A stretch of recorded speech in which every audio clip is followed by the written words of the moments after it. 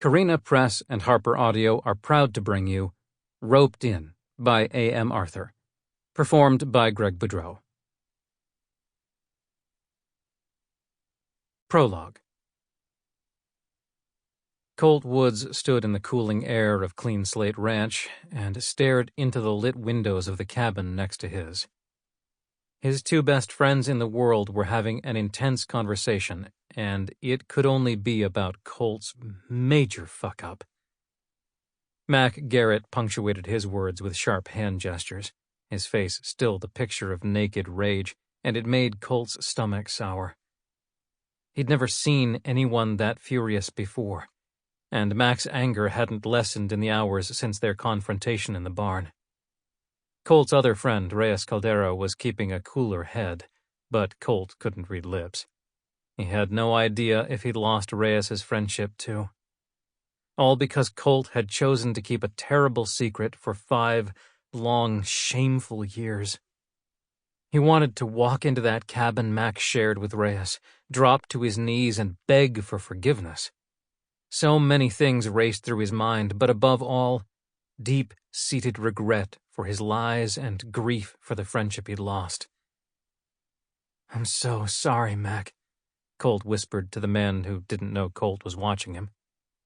Talking made his split lip throb, but going into that cabin risked a second punch to the mouth, and 1 per day was his limit. "I'm an idiot, and I should have told you the truth when I got the ballistics report. I didn't know how to tell you I killed your boyfriend during that bank robbery our SWAT team responded to 5 years ago. How do you tell your brother in blue that your friendly fire killed the man he loved? I was too scared to lose you." Colt snorted. "Joke's on me because I've lost you anyway, huh?"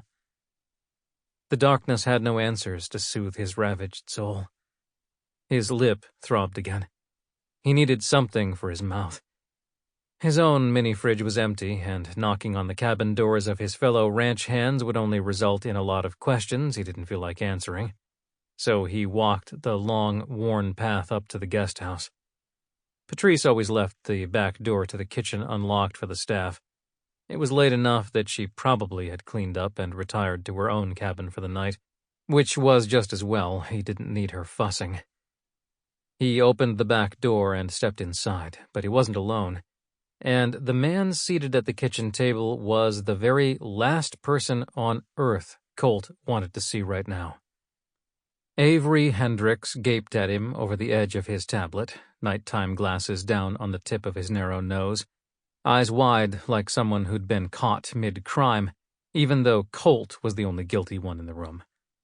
Still, he allowed himself a moment to drink in the man he'd briefly loved, years ago in Los Angeles, but hadn't seen up close since their breakup 5 years ago. Avery's shiny brown hair was shorter than the waist-length ponytail he remembered, but still hung in loose waves nearly to his shoulders. New laugh lines bracketed his dark eyes, but he was still as beautiful as ever. His heart pounded, skin prickling with the need to feel Avery's practiced hands on his skin, the bite of his whip, the taste of his sweet lips, the way Colt felt alive and electrified from the simplest of praise. "My sir."